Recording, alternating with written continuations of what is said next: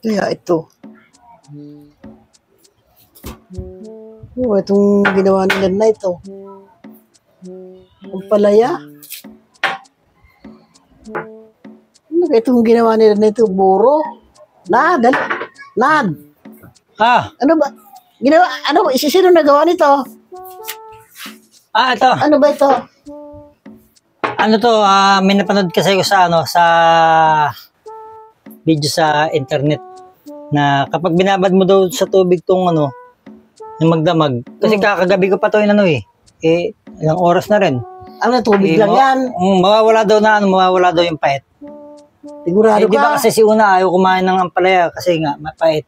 Sinubukan ko kung effective. Pagka binabad mo siya sang 24 hours o kaya magdamag. Magdamag na ba yan na binabad mo? Kagabi pa yun Di subukan mo kung hindi na mapait. Sige, tingnan natin. Mga Patunayan natin yan. Malaman natin kung nawala yung pait.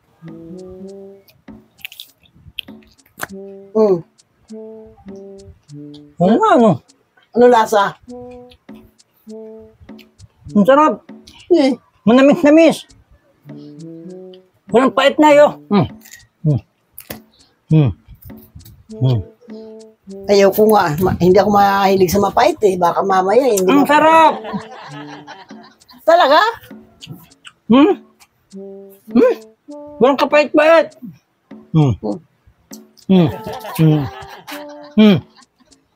Nawala lang yung kunat niya. Yung kumunat lang siya, nawala yung luto niya. Pero masarap po. Sigurado ka magpapait ito Ang sarap. Parang naging manamis-namis siya.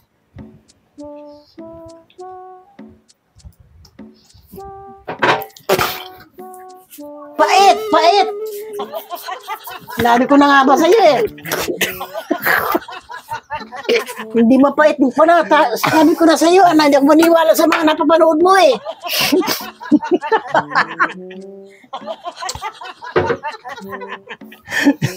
Sabi, Lagi na lang. Naniniwala ka lagi sa napapanood mo. Mga palpak naman. Pait. Hindi mo nga pala nailunok nakababad lang sa kunyari matamis. Nasabi ko na nga ba Ano?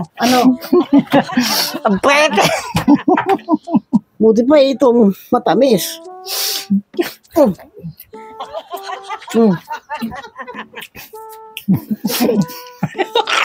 But, ang naman to, maasim naman to. Saan mo ba nabili? Ang tagal natin yung nandyan Asim naman. Kailangan pa natin ito sa bagong Lutuin na lang ito na lang yung ulam natin.